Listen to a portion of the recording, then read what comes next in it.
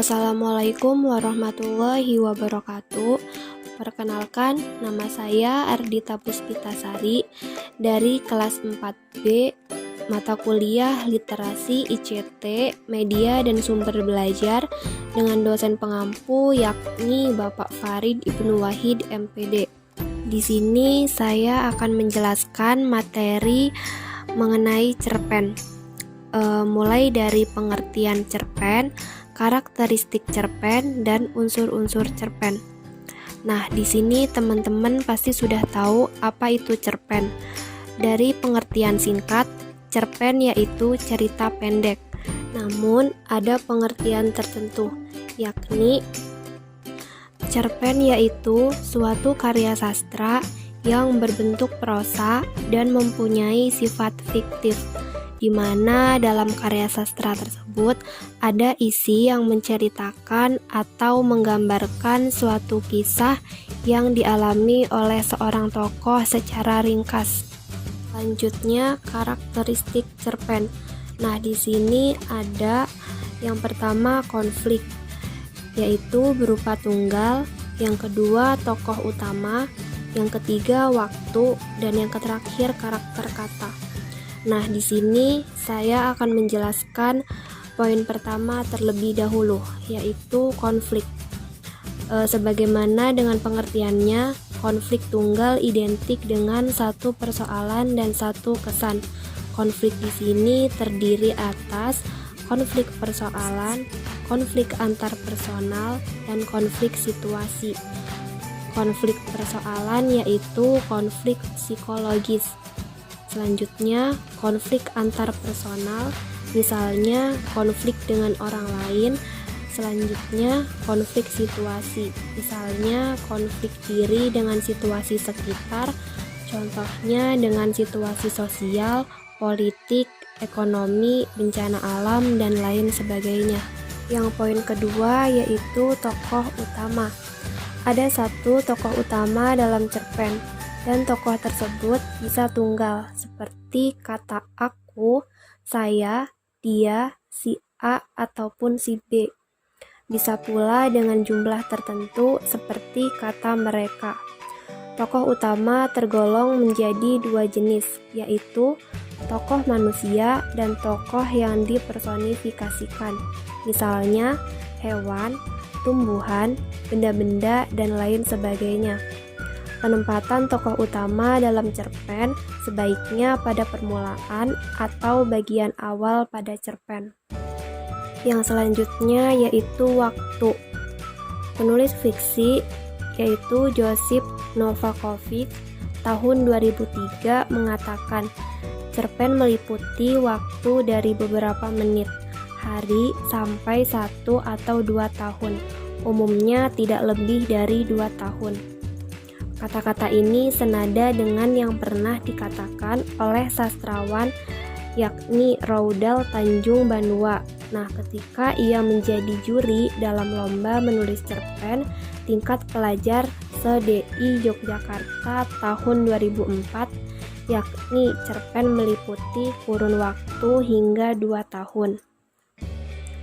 Apabila pengarang hendak memasuki masa silam, biasanya bisa berupa cerita flashback atau disisipkan dalam sepenggal ingatan tokoh. Jadi, dari kesimpulan di atas, waktu dalam cerpen yaitu peristiwa atau cerita yang berdurasi hanya maksimal sampai 2 tahun saja. Poin terakhir yaitu karakter kata. Nah, di sini terdapat 500 sampai 5000 kata. Bahkan ada juga cerpen yang berisi sampai 30.000 kata atau ratusan halaman. Selanjutnya, unsur-unsur cerpen. Nah, di sini ada unsur intrinsik dan unsur ekstrinsik. Nah, di sini saya akan menjelaskan unsur intrinsik terlebih dahulu. Nah, di sini ada tema, sudut pandang, latar atau setting, tokoh atau penokohan, alur, dan amanat. Di sini saya akan menjelaskan poin pertama terlebih dahulu, yakni tema. Tema adalah pokok cerita atau ide pokok yang mendasari cerita. Selanjutnya, sudut pandang. Sudut pandang berkaitan dengan cara penulisan cerpen menyampaikan karyanya. Apakah ia menjadi tokoh yang masuk ke dalam cerpennya dan menggunakan kata ganti orang pertama, atau dia menjadi pengamat di luar cerpen dengan menggunakan kata ganti orang ketiga. Selanjutnya, latar atau setting adalah tempat, waktu, suasana yang terdapat dalam cerita yang jelas di mana berlangsungnya dan kapan terjadi, dan suasana apa serta keadaan ketika cerita berlangsung. Selanjutnya, tokoh atau penokohan, yaitu di sini terdapat manusia dan personifikasi. Yang terdapat manusia berupa kata aku, kamu, dia, mereka, si A ataupun si B, dan lain sebagainya. Nah, tokoh tersebut di sini terdapat tokoh protagonis, tokoh antagonis, dan tokoh tritagonis. Tokoh protagonis yaitu tokoh utama pada cerita. Nah, di sini tokoh ini biasanya tokoh yang baik. Selanjutnya ada tokoh antagonis, yaitu penentang atau lawan dari tokoh utama. Biasanya di tokoh ini merupakan tokoh yang jahat. Yang terakhir yaitu tokoh tritagonis, yaitu tokoh penengah antara tokoh protagonis dan tokoh antagonis. Selanjutnya ada personifikasi. Nah, di sini personifikasi berupa hewan, tumbuhan, benda-benda yang dimanusiakan. Maksud dari personifikasi di sini adalah bahasa kiasan yang menggambarkan benda-benda, barang, hewan, atau yang lainnya yang tidak bernyawa tetapi seolah-olah memiliki sifat seperti manusia. Selanjutnya, alur.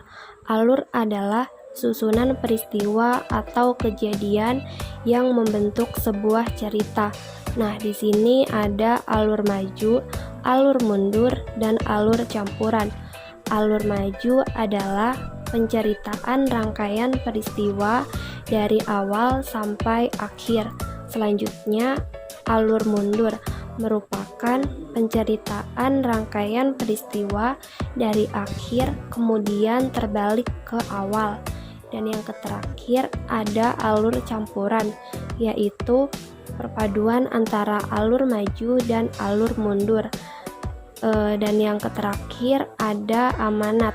Amanat adalah pesan atau nasihat yang disampaikan pengarang melalui cerita. Selanjutnya, unsur ekstrinsik. Unsur ekstrinsik adalah unsur-unsur yang berada di luar karya sastra, tetapi secara tidak langsung mempengaruhi bangunan atau sistem organisme karya sastra. Nah, di sini ada nilai-nilai dalam cerita seperti agama, budaya, politik, dan ekonomi. Selanjutnya, latar belakang kehidupan pengarang dan situasi sosial ketika cerita itu diciptakan. Nah, maksud dari unsur ekstrinsik di sini yakni unsur di luar cerpen. Misalnya, siapa pengarangnya, kapan cerpennya dibuat, dan bagaimana latar belakang pengarang, dan lain sebagainya. Mungkin ini saja yang dapat saya sampaikan. Kurang lebihnya mohon maaf. Bila ada kata-kata yang salah, semoga materi ini bermanfaat untuk teman-teman. Terima kasih. Wassalamualaikum warahmatullahi wabarakatuh.